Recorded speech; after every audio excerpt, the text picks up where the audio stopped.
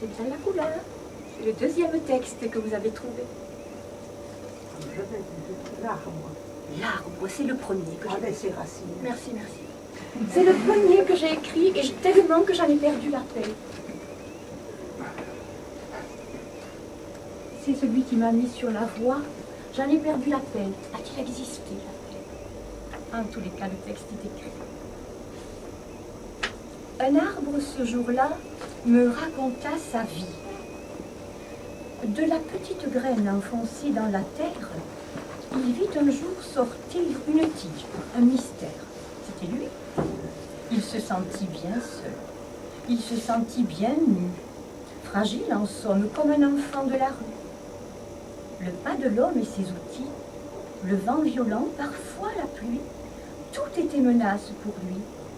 Il grandit toutefois, courageux, téméraire, robuste et même droit comme l'était son père. De tous les animaux, il choisit les oiseaux pour venir couronner ses branches au repos et charmer de leur chant son feuillage nouveau. Quand l'écureuil parfois s'amusait sur son tronc, il écartait ses bras, donnait son attention. Son écorce tendue sans plus de résistance, il l'accueillait en don, lui soufflait sa présence. Il se développa comme font les humains, graves, parfois heureux, croyant au lendemain, guettant autour de lui la rencontre éphémère, celle du grand amour dont lui parlait sa mère. Et il le cherchait partout, jusqu'au fond de la terre. Ses racines puissantes faisaient 1000 détours pour lui apporter du centre la sève en retour. Un magnifique lierre proposa pour toujours de lui offrir sa beauté, de l'entourer en frère. Il y développa ses feuilles les plus belles, adoucit sa présence en caresse, en prière. Et dans cette fierté d'être enfin accepté, leur échange fut beau, leur échange fut vrai. Ce qu'il ne savait pas, c'est qu'à côté de lui poussait un goût parfait, arbuste d'aujourd'hui. Ses yeux depuis le haut ne voyaient pas la nuit. Leurs racines pourtant fixaient la même terre, et leur corps se frôlant s'élançait vers le ciel. Si grand et si petit, il ne faisait plus que. Le haut, dans sa passion, devint son protecteur, son rouge, interdiction, son vert, piquant, vengeur.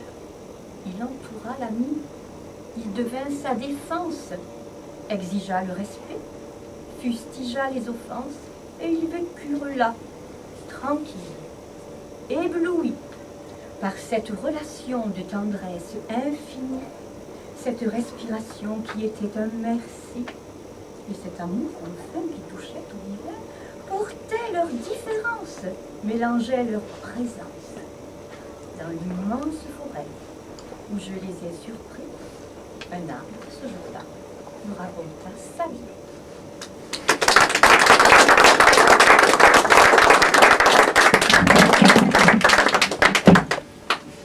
Et le dernier.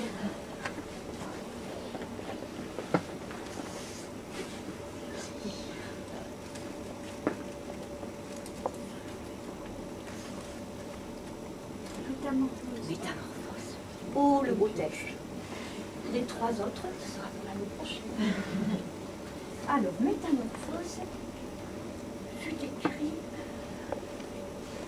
merci Marie, en 2008, et voici l'appel que j'avais reçu.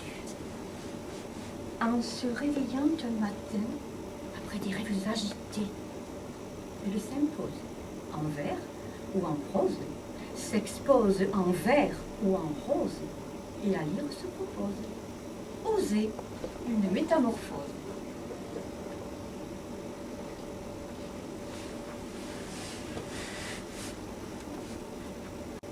Alors, d'abord le titre c'est « À ma fille qui m'a fait naître », et ensuite, les premiers mots ne sont pas de moi.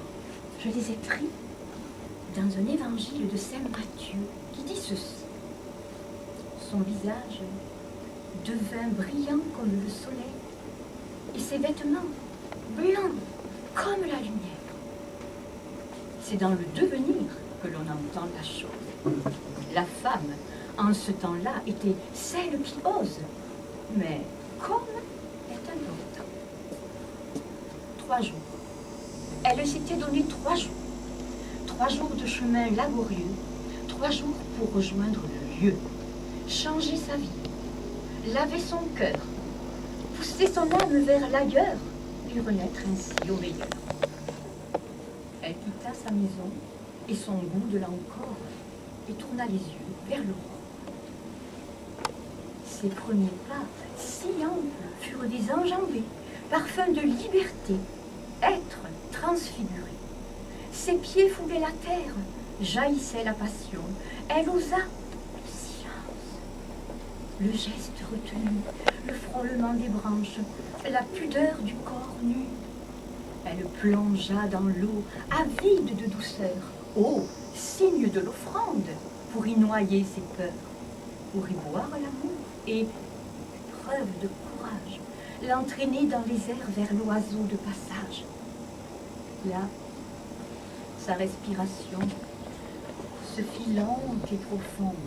Elle aperçut le ciel, toile du vaste monde, écrivit de son sang le mot transformation, replaça les étoiles en ronde et se mit à chanter, à danser et à rire. Elle était arrivée. Parmi toutes les formes mouvantes des nuages, elle reconnut le sac abandonné d'un mage. Curiosité suprême, elle regarda dedans, les yeux émerveillés.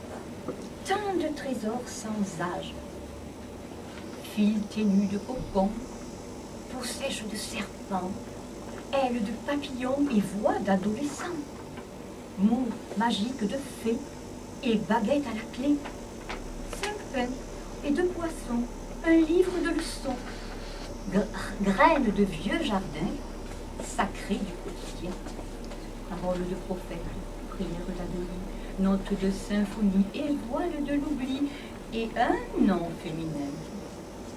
Voilà, voilà le dernier pas, celui qui révéla le sourire de joie de qui l'accompagna dans le secret du songe, l'ange de la métamorphose.